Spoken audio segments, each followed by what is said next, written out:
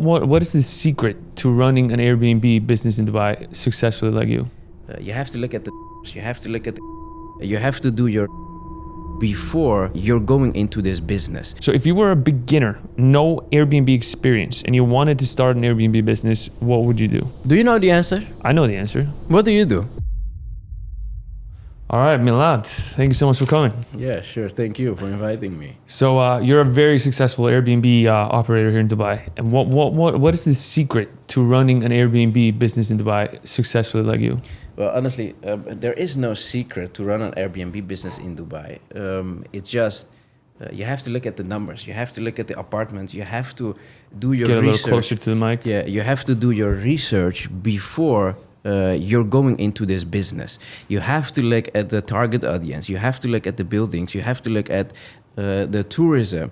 Which buildings are doing very well on Airbnb? Just go through Airbnb and look at other people's building. Like look at the calendar, which calendars are booked, fully booked.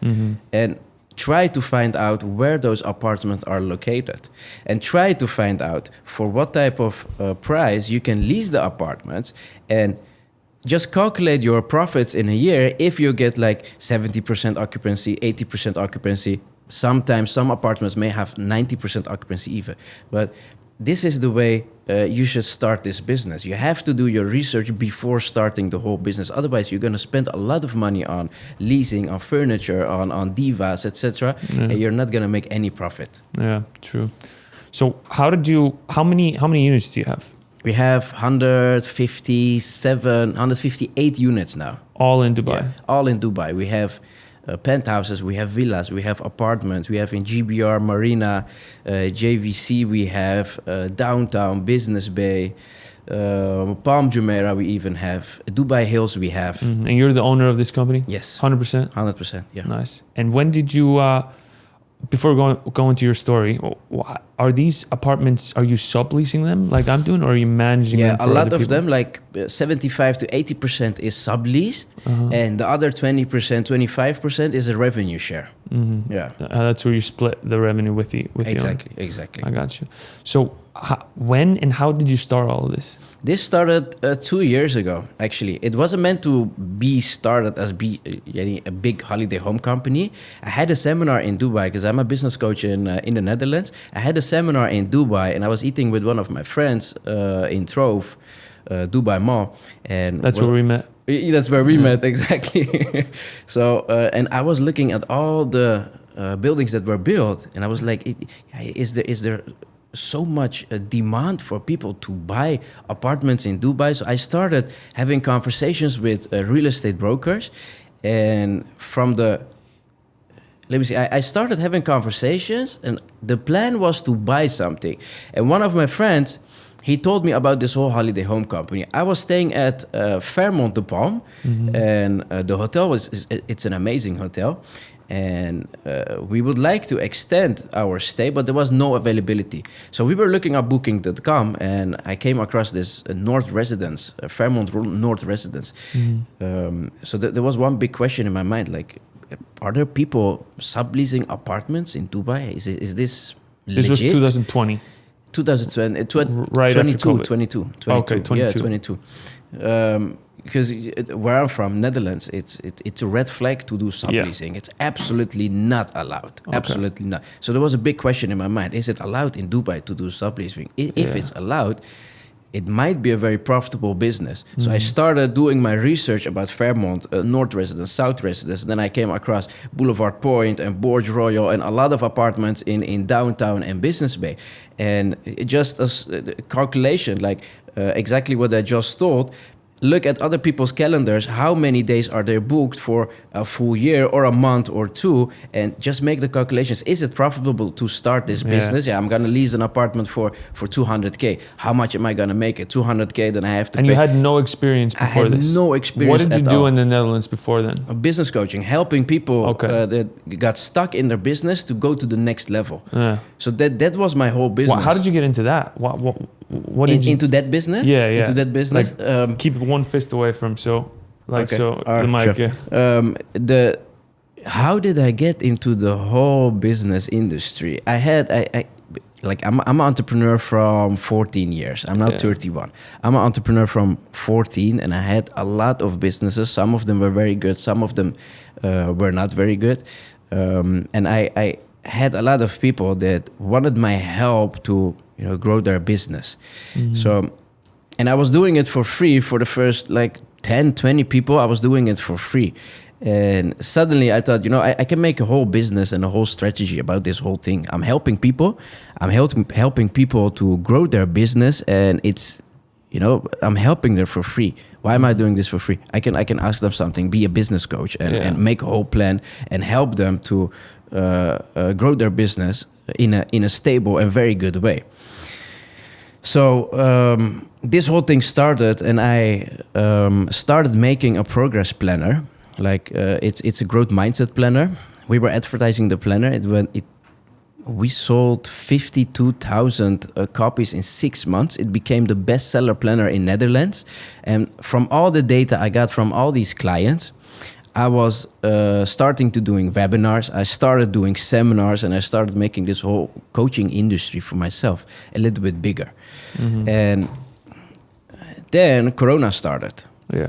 So I couldn't do any seminars in Netherlands anymore. And there were like Mexico, you could go with a PCR test. Dubai, you could go with a PCR test. And there were like 2-3 other countries in the whole world you could go with a PCR test only without vaccination. Yeah. So Dubai was one of them. Dubai was one of them. That's so we took a hotel. I took all the people from my seminar to Dubai. They got a hotel, and for them it's more fun. It's more. It's better to come to Dubai, have a seminar, and enjoy the Dubai lifestyle. Yeah. So I had a seminar, and that's where this whole business started. Yeah. From one thing, the other thing came up. So what do you like better right now? Co-hosting, like managing apartments for other people, or subleasing apartments? Both are, both business models have their ups and downs. Yeah. If you're looking at the sublease thing, you have to be very precise with your price strategy to make the profit you have to make. Because a lot of apartments are not furnished. You have to buy the furniture. You have to pay the divas. You have to pay a lot of bills. You have to pay a lot. And you have to calculate if the apartment is going to make profit or not. With the revenue share, you don't have this headache. You're not going to do the furniture. You're not going to pay the bills. You're not going to pay anything. You're just going to put it on Airbnb. Make sure you're going to rent it out for, 75% occupancy in a year. The landlord gets his revenue, and you take a little bit of the revenue. Yeah. Yeah, I always say like revenue share is really a better business model because there's no risk, but it's harder to get into when you're starting, because it's very hard to convince owners to get you their apartment if you don't have any like experience. Yeah. So if you were, I'm gonna tell you how I did it. How I convinced them to give their apartments to us. First of all, if you look at this whole Airbnb business, there should be a win-win-win situation for 3 parties. One is the guest that's gonna book through Airbnb or Booking.com or whatever platform it is. The second win is for the landlord, and the third win is for us as a company. All right, there should be a 3 times win. The first win, that's the guest. You have to make sure that the holiday home they are booking is in perfect condition, and the amenities inside the building are good. The toiletries you're providing are good. That's the win situation for the guests, because the guests who are booking through Airbnb coming to Dubai, they have an expectation of Dubai. Dubai is the luxury lifestyle. They're gonna rent Lambos and Rolls Royces, whatever. They want to feel the luxury lifestyle. So their apartment should be a premium as well. Yeah. That's the first thing. If you have guests that are very satisfied with their stay, they're gonna book again and again and again. And the Dubai tourism is not a one-time tourism. They're coming now. They will come back after the summer again. They will come back in December again. They'll come back in February again. So it's coming back and coming back and coming back. So this whole thing, what I did to convince the landlords is paying their divas, paying their internet bills, paying everything for them, just to convince them to give their apartments to me for a smart period of time. And after it, if he is satisfied with whatever I'm doing with his apartment, then we're gonna continue the agreement. But from them, he is responsible for paying all those bills. So those were your first apartments? No, You no, did no. that? My first like 100 something apartments, all subleased. Subleased, All yeah. subleased, yeah. Do you feel I it was couldn't convince a landlord with like, hey, Yeah. I have 5 apartments. Like, exactly? bro, you just started. I'm But not when you're gonna give my apartment to subleasing, you. it's easier because you just pay them a fixed amount and they get the Exactly. same amount either way. Exactly. So if you were a beginner, no Airbnb experience, and you wanted to start an Airbnb business, what would you do? Subleasing, definitely. Wait, in Dubai? Yeah. Okay, and how would you go about it? Just as I said, do your research, look at Airbnb, and try to follow the calendar for a period of time, like 3, 4, 5 months. Check the difference between the low season and the high season, because high season you'll be fully booked, of course, but low season you have a very low occupancy, and the high season has to cover up your low season occupancy. If this is the match, then you'll have a profitable Airbnb business. If the calculations are not okay and you see, hey, the low season is like 6 months, maybe even 7 months, I'm not gonna make anything, and the other 6 months or 5 months are gonna make up for just the cost, it's not profitable for you. So you have to be very specific with the buildings you choose and the locations and the views. Yeah, exactly. If you want an apartment in Dubai and you want to maximize the revenue you're getting, you need to run it on Airbnb and Book.com. A lot of people have asked me if I can run their Airbnb apartment for them, but I've always pushed that to the side just because it will take too much time away from my apartments. So what I've done now is I've partnered with 2 guys that have been in the industry for 10 years, and together we're going to start managing apartments for other people. Now, with them teaming up with me, I'm going to be able to truly focus on maximizing the revenue on my own subleasing apartments and the apartments that we're managing for other people. So if you want me and my team to manage your apartment and truly maximize the revenue you're getting on Airbnb and Book.com, fill out the form in the description, and either me or my team members will reach out to you. Yeah, a lot of people ask me, like, when I mention that, it's like, how do I do the research? How do I see how much I'm going to make? What do you say to that? Do you know the answer? I know the answer. What do you do? How did you do it? So there's some people do AirDNA. I think it's possible to use AirDNA, but it picks up a lot of bad data. Yeah. But what you can do on AirDNA, so AirDNA is a software that tells you how much an apartment made in the last 12 months or something. Did you use Airbnb. it? I Give used me it. an example. I'll Just tell one you of how, the apartments. I'll tell you how I used it. So what I did is I found many apartments on AirDNA that had been, that had 50 reviews, had been on Airbnb for at least 30 days. And I put that, and they were running well. There was a good operator. I put them all in an Excel sheet, and I saw how much they were making. But what I like to do now is just go on Airbnb, find good listings that have a lot of reviews, look at their calendar, find a scattered calendar where the calendars are actually booked. And then I see, okay, they're booked here, and the price around it is 1,300 dirhams. I'll put that in. Okay, he's getting booked for 1,300 dirhams here, and then I do that for 10s and 20 apartments, and then I get somewhat feeling of what I can get booked for. Exactly. That's exactly how you should do it. Just go to Airbnb, look at the calendars, look at the prices, make the calculation, and then look at the leasing price. Yeah. Then you can exactly calculate your profit. If you look at AirDNA, like for example, a 3-bedroom apartment in Boulevard Point, AirDNA will tell you that you can earn an average of, how much is it? 6,000-7,000 dirhams a month. Yeah. I mean, my nightly rate is more than that. Exactly. It's because it makes no sense to use those type of software. The thing with Dubai, there's so many bad operators. Yeah. People that just put some furniture in there, toss it on Airbnb, and hope for the best. But us, we maximize everything. So that's why we can make a lot more than those average operators, right? Even the furniture. Yeah. I mean, you're not going to Dubai Mall and just buy something, right? Yeah, exactly.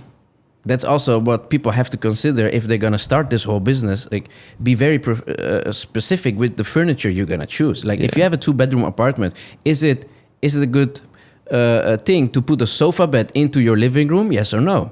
Because if you do it, you can 6 people can sleep there. Yeah. If you don't do it, you have space for 4 people.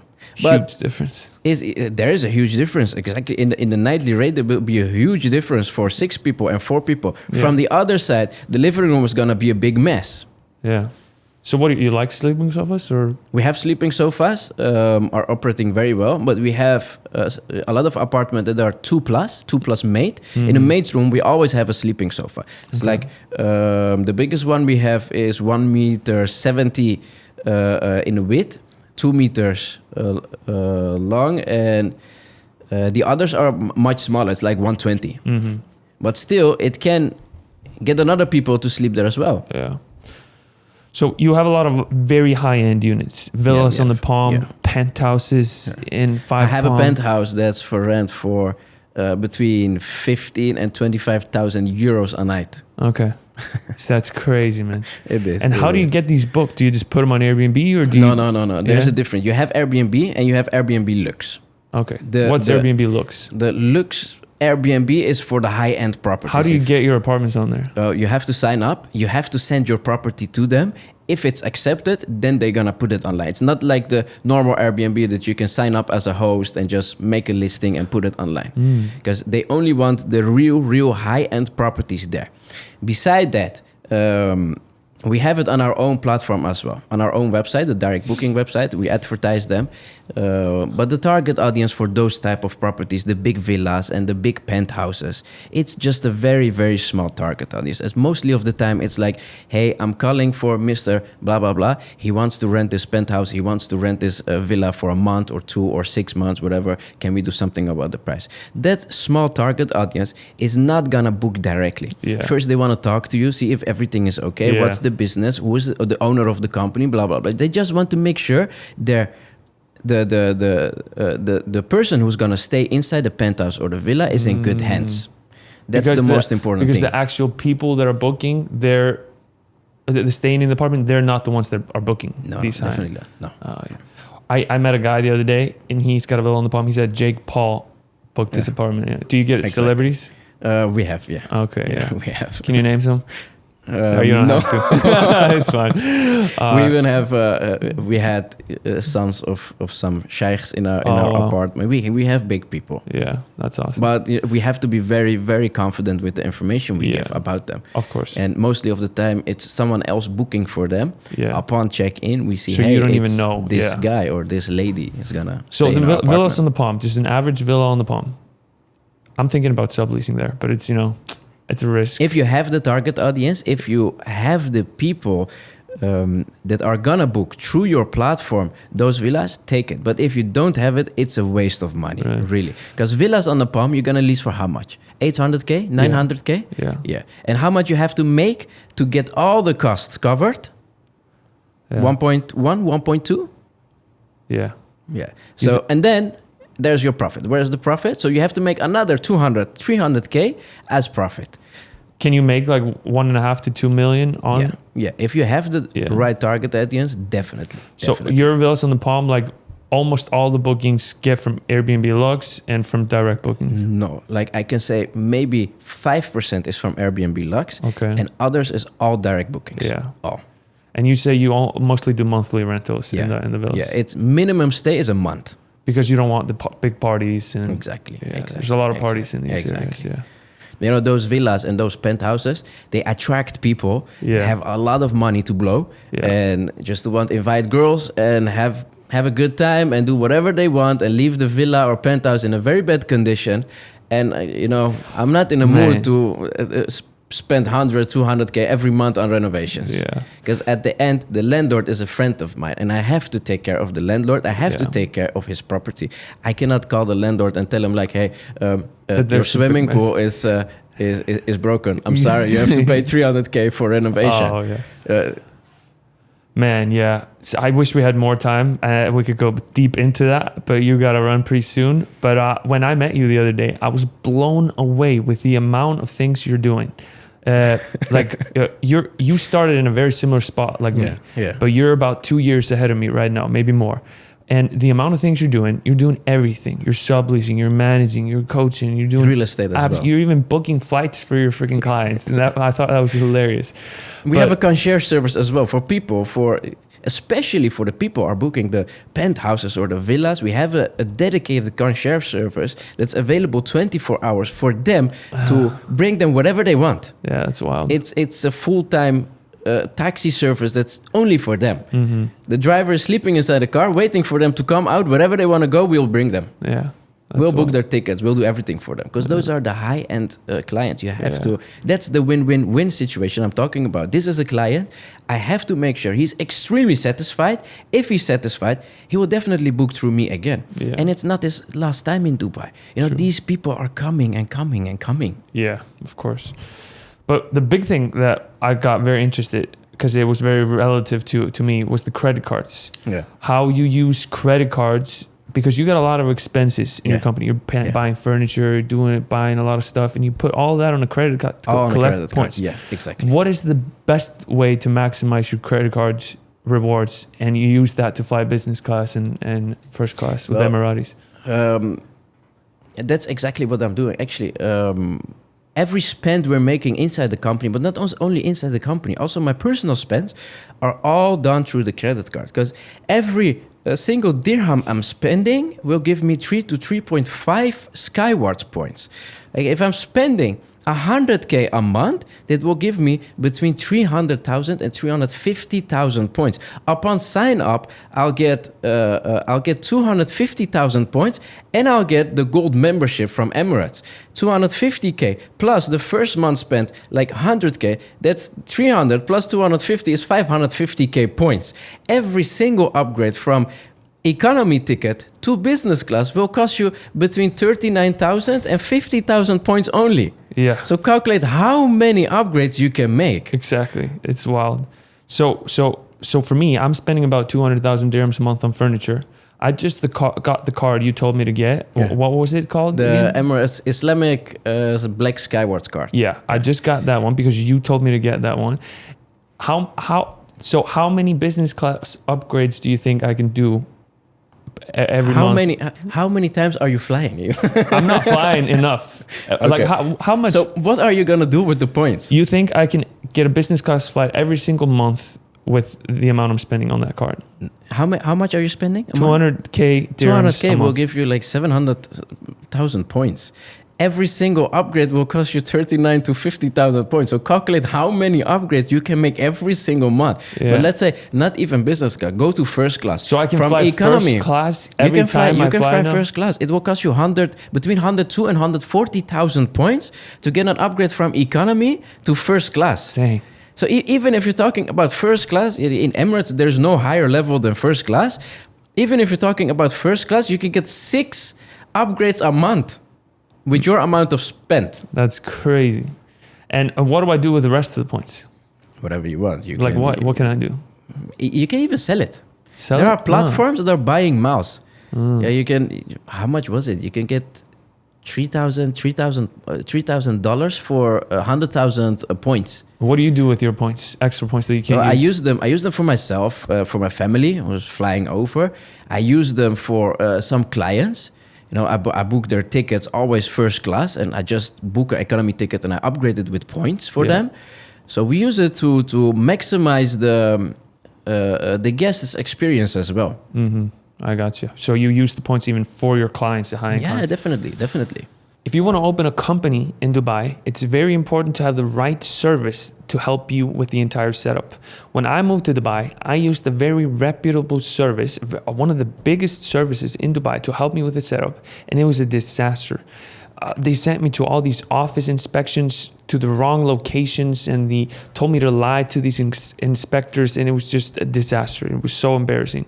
And then once the entire setup was done, it was no possible way to get a hold of them. Like, I had a bunch of follow-up questions that I wanted to get clear and some add-ons that I wanted to do, but I couldn't get a hold of them. So it was a disaster. So what I have done is now I found this guy now that I'm working with if I need any like legal or company advice and setup, and I'm sending all my friends to this guy. So if you want a proper service to help you set up your company or answer your questions about what kind of companies to set up in Dubai, reach out to this guy. You can fill out the form in the description and he will reach out to you. All right. So one big thing I want to talk to you about as well, because I see myself, you know, I feel like 2 years ago you were in my spot, and I see a lot of similarities. And you told me that when you wake up you're working. Yeah. When you're trying to fall asleep, you're still working in the head. Yeah. I resonate a lot with that. And, you know, when I was in a relationship, that was, you know, my girlfriend was like, dude, get out of your head. Like whatever we were doing, I was always thinking about like, what should I do about that? What should I do about this? You know, how to make more here, you know, all of that. And you said you were similar. Well, what's your girlfriend say about all that? Well, my wife, you know, in the beginning, it's hard for everyone to understand this type of lifestyle, because as a starting entrepreneur, as a starting business, you have to give it 24 hours a day. Even if you're sleeping, you're still thinking about the whole business. How many times did you dream about your apartment and your guests and things? Exactly. I mean, even in your sleep, you're still busy with your business. So it's just a matter of time. You have to go through it. And, you know, not only your girlfriend, but everyone around you, they have to see some results to understand that this guy, he did a lot of work. He didn't sleep. He didn't give me any attention. But at the end, it's working out. So, you know, I'm very proud of him. Mm-hmm. That's the whole process you have to go through, because it's very hard for your girlfriend, my wife, to understand the whole thing we are going through. Mm-hmm. You can't expect them to understand this whole thing. Yeah. You have to give them time as well. You have to give them time, because it's your family. Mm-hmm. If I would ask you, like, which one is more important to your family or your business? You can't choose, because the business has to be there to provide for the family. But the family has to be there also as well. Also for your sanity. Like, you couldn't cut off your business for your family, because you would just be lost. Exactly. You wouldn't be yourself. Exactly. How many stress would you have if you, at this point, you would say, okay, you know what? I'm going to sell my company. I'm not going to do anything. I'm going to spend all my time on my family. Mm-hmm. Like, as an entrepreneur, you can't. You'll be bored after 2 days. Exactly. And you know what? I also think this is a curse and a blessing, because I think, you know, to be like super successful, you kind of have to have this, because just think about the reps. You know, everything's just about reps, practice, reps. And if we're trying to fall asleep, we're doing reps. Yeah. We're waking up. First thing we're doing is just reps. We're just every single hour we're just getting reps in. Yeah. You know, and people either have this or they don't. And you know, you see this. It's just pretty much just two different people, or you're somewhere on the scale. And some people just think about, like, when I was 17, all I thought about was like, how do I have fun today? You know, what's pleasure am I seeking today? The last thing you now think about is having fun. Yeah, there's nothing that, like, it's very hard to like find something that stimulates me as much as trying to grow. You know, that's just the most fun thing. Exactly. Right. Exactly. So the most fun thing is in seeing something grow. Exactly. Right? Yeah. And that can be family. That can be finance, it can be business, social. Whatever it is, social, whatever it is, everything that's growing will give you energy. Yeah. So you have to find it in several things. It's business, it's family. It's not, I'm not saying you don't have to spend time with your family. Of course you have to spend time with your family. But you have to give the business attention as well, because the business needs a lot of attention. In the beginning, it's like a baby. When you have a baby, the first year, you need to give it a lot of time. It's the same way in business. You have to give it a lot of time until it becomes the business you want, and you have staff, you have employees, virtual assistants, whatever, that's going to run a certain part of the company, so you can step back a little bit and give more time to your family. Yeah. But you have to go through this process, and wife, girlfriend, whatever, they should try to understand this whole process as well, and they should support, because the support you're getting from the family is all the energy you need. Mm-hmm. If you get support from your girlfriend in the morning, you're like waking up at 6 a.m., you're going out, she didn't see you last night, and maybe even the last few nights she didn't see you, but whenever she's telling you, like, hey, come on, I know you can do this. This will give you a boost in your energy. Yeah. You're going to crush the day. Exactly. That's everything you need. Everything you need. And at the end, you're going to provide back. Yeah, for sure. So what since your Airbnb business like blew up, what kind of lifestyle upgrades have you seen since then? Well, of course, there are some lifestyle upgrades, living in a different type of house, driving different type of cars.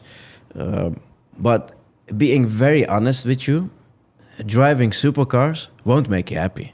It's fun to drive in it for a certain period of time, but after after 4 or 5 weeks, a month, 2 months, you'll see that the Lamborghini is totally not comfortable.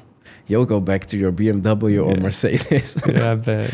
Rolls Royces are extremely comfortable, very good cars. But as an entrepreneur, you have to look at the numbers as well. Is it profitable to buy a, I don't know, 500, 600,000 euro car, drive in it? For me, it was fun, but I got rid of all the cars. I'm driving in a Mercedes and a BMW now, and that's it. I'm trying to make my business grow more and more and more and do more things. I'm gonna start maybe 2, 3, 4, 5 new businesses the coming years, but it's not about cars anymore. It was nice. It was a nice experience to drive in it, have it, buy it, and sell it, because it's not gonna make you happy after a few months anymore. And you're like, hey, I'm driving in a 1.5 million dirham car. If I spend it on a few apartments, I can make a lot of money on it. Yeah. Why should I drive in a car like this? Well. Last question: where's your focus now, or what's your goals for the next year? I want to go. First thing is go to 200 apartments, villas, penthouses, whatever. Have 200 listings. Then looking at other countries. I'm looking at Indonesia, Jakarta, Bali, Sumba. I'm looking at Thailand, and after, I think it will be between 5 and 10 years, going to Saudi Arabia. Really? Yeah. You see that Saudi Arabia being a big opportunity? Yeah. Not now, but I think it will be in 5 to 10 years. Why do you think so? The whole NEOM project, everything they are imagining now, if the whole NEOM project will become real, it will be a huge thing for tourism. Mm-hmm. So the whole subleasing thing, I will take to Saudi Arabia as well. I got you. So you got to jump in another meeting in 10 minutes, you told me. So what if people want to reach out to you, want maybe you to manage their apartment, where should they reach out? My Instagram. Instagram? Yeah, Instagram is the best way to reach out. We'll link it down in the description. Perfect.